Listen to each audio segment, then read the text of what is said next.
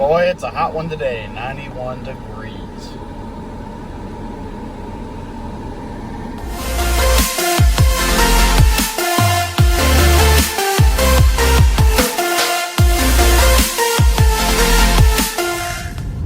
Hey guys, welcome back to another video on the Project Auto YouTube channel. Thanks so much for stopping by. And it is a hot one today. As you saw, it's 92 degrees outside today. It is hot, but we have the ice cold air conditioner running. This car has ice cold air, and as you can see, we're in the 2011 Ford Explorer. In today's video, we have something exciting for you. We are actually on our way right now to pick up our new vehicle for the channel. So I just want to kind of give you guys a little bit of an update here. I know it's been about 2 weeks or so since I uploaded last, but a lot has happened in those 2 weeks. So the 1998 Ram, I actually just took it up to a frame shop to have the frame looked at. If some of you weren't aware, there was a crack in the frame just before the rear passenger tire, and it was right at the cross member. It was just a crack, so I took it up there to see if it was something that could be fixed safely. And when I got it up there, unfortunately I wasn't able to get any footage of this, but when I got there, the guy got underneath it and he said it was toast. The frame was actually broke all the way through, and he said it would be a couple $1,000s to get that straightened out and fixed to where it should be. But he also said that that wouldn't even last too long just because of the shape the frame was in. It would just rust out in another spot. Hold on, I'm gonna put my seatbelt on. All right, there we go. So yeah, he said it was going to be about a couple $1,000s and it wasn't going to be worth it. So needless to say, I brought the truck back home. It's sitting in the driveway. You know, we're still going to use it occasionally for small stuff. You know, it drives okay, but with the way the frame is, it's eating up the rear tire. So I won't be able to do too much with it, but it might be a good fun, take it down to like a mud bank or something and just tear it up, do one of those kind of things with it. But right now we're actually on our way to pick up another truck. So stay tuned. I'll try to get some footage. I'm not sure if the owner is going to let me, but if he does, great. And if not, then I will see you guys here in a minute once we pick up the new vehicle. Alrighty guys, I was not able to get footage of the transaction of picking up our new truck. Okay, it's actually 3 days since we went to look at the new truck, and if you can hear, it's actually running right over here. We're going to reveal it here in just a second. Here's the 98 once again. I'm going to go ahead and show you guys real quick. So if you might be able to see on video, you may not, but here's the tire. And if you can see, it's kind of wearing down and cupping in the center here, and that's from the frame. And I'm going to go ahead and show you right there, that large gap right there. That's where the frame is actually completely broke through. So the only thing holding it right now is the rear suspension. So not really safe to drive, but we're still gonna have some fun with it for sure. But now, without further ado, let's go ahead and show you what we got.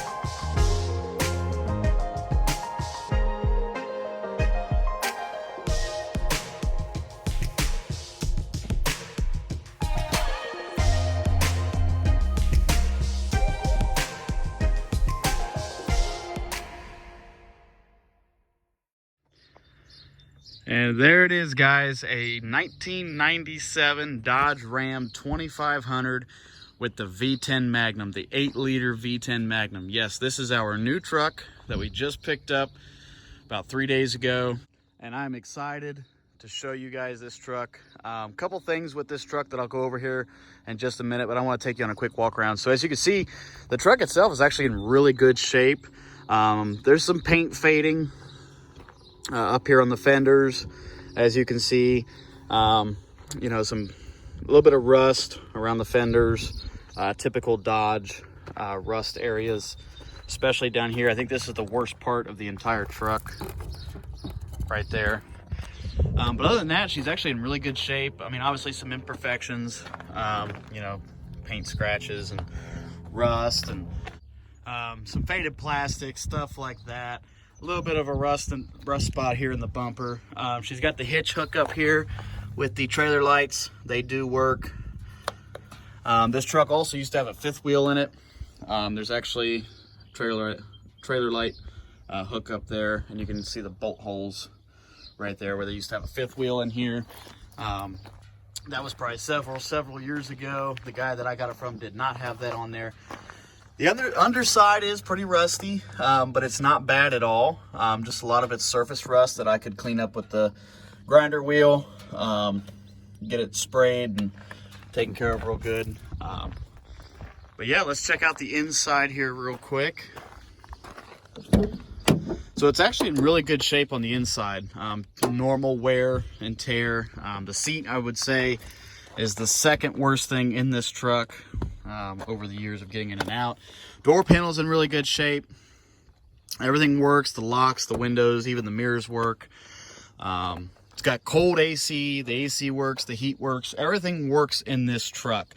The number one biggest cosmetic issue on the inside of this truck is unfortunately the typical classic Dodge dashboard. This thing is gone. It's toast. It's cracked. It's broken. We may or may not mess with it. I don't know. I haven't decided. It is what it is. It doesn't bother me. Maybe just get one of those dash mat covers and put on it and be done with it.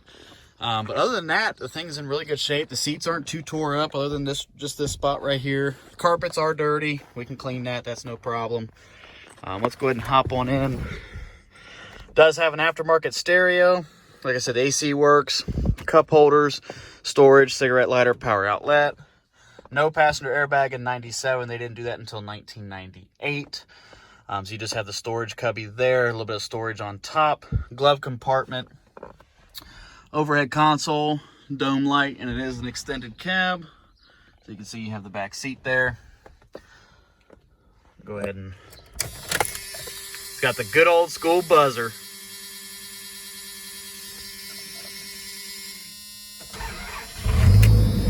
And it fires right up. This baby has 159,688 miles. It's got the V10. Let's go ahead and close the door because that buzzer just will not go away until we do. She did have a check engine light on, which I'll go over here in just a minute. We got that taken care of, I hope. Smooth steering. The steering's good. Cruise control works. You got your overdrive up here, automatic transmission 4-speed, headlight controls.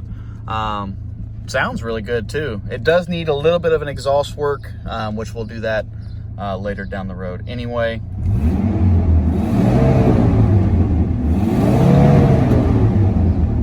But as you can see, she sounds good, and you can hear that little bit of a popping in the exhaust because I think it's got a hole in some spots. But we'll take care of all that. Let's go ahead and show you underneath the hood.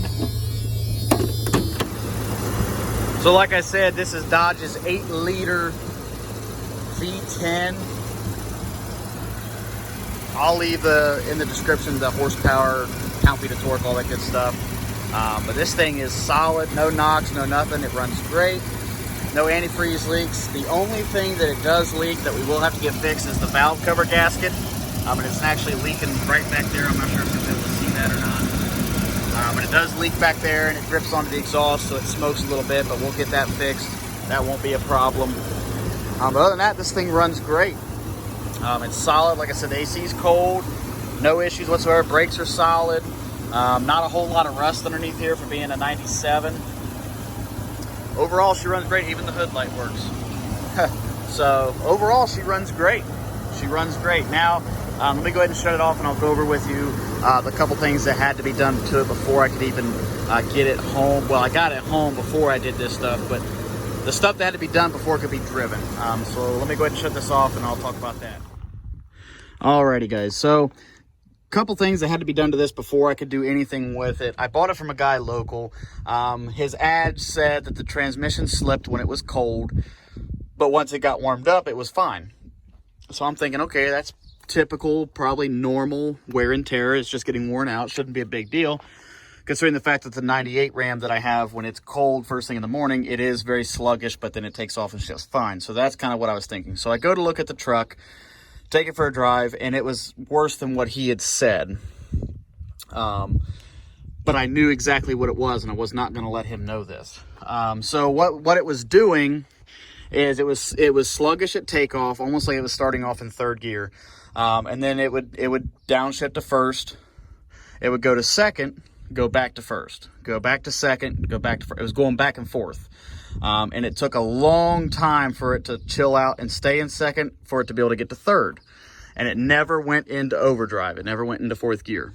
So I knew exactly what that was right off the bat. So I went ahead and bought the truck, got it home, got the parts. What it ended up being was the governor pressure solenoid and the transducer. So I went and got those parts. They were like $250, whatever. Got the parts, put them in, changed the filter for the transmission and the fluid, and it runs great now. Now it shifts from first to second to third like it should. Now we still don't have overdrive, which right now is not really a big deal to me. I mean, it is. You don't want to, you can't go 80 miles in third gear, 80 mile an hour in third gear. However, I can, the distance that I'll be driving this for right now, I'm okay with first, second, and third gear. I typically don't go over 55 miles an hour, which is that's putting you just over $2,000 on the RPM. So I'm good with that so far. So we will have to tackle that at some point. I wasn't able to film doing the governor pressure solenoid and the transducer due to my camera being dead, and I wanted to just hurry up and get it done because I wanted to know exactly. I wanted to make sure that was the problem, because I took it to a mechanic and he tried to say that I needed a whole transmission rebuild. I don't think I do. Might be some more issues internally with that overdrive thing, but we'll worry about that here in a little while. The good news is we can actually get in this thing, drive it down the road, and it'll go.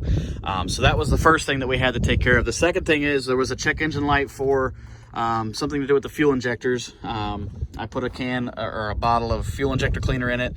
Seems to have cleared that up. It wasn't misfiring or anything when we first got it, so I think that might have been an old code that was taken care of and never cleared. So the check engine light has not come back on so far. The only lights that we have on now are the ABS and the brake light, which I'm not worried about because the brakes are solid on this thing. I mean, the pedal is just solid and it stops on a dime. But yeah, so the transmission was slipping. However, we got that that resolved. Occasionally, just rare, occasionally, you go to put it in reverse and you hit the gas and it feels like you're in neutral and then it drops into reverse. So we might have to have that looked at too. It may end up needing a whole transmission rebuild at some point, but that is definitely something that I'd be willing to do with this truck. And my mechanic even said that it would be worth it with this truck, because when I told him I was buying this truck, he was expecting it to be in a lot worse shape than what it is, and he was shocked. And he said it's definitely worth putting that kind of money into it, considering the fact that this thing is a 2500. It is only two-wheel drive, but it is a solid truck, and he said it's in great shape mechanically. Everything in the front end, he said, is solid. The only thing is both front wheel bearings had very slight play in them. So he said not right now, but eventually down the road we would need to get those replaced, which is no big deal. And then also the rear differential cover leaks just a little bit, but we can replace the gasket on that and get that taken care of. But that's what I wanted to go over with you guys. So there you have it. We got our new truck. We have another project to tackle, and this one is definitely going to be fun, because this truck is going to be put to use being a 2500, and I'm so happy and thrilled to have a 2500 truck. Even though it's not four-wheel drive, I don't care. It's extended cab, 8-foot bed. I love it. So I hope you guys are just excited as I am, and I hope you enjoyed the video. If you have any questions, comments, or concerns, leave them in the comments below. And if you're stopping by for the first time and you haven't already and you want to, please consider hitting that subscribe button and the like button, and we will see you guys in the next one. Bye-bye.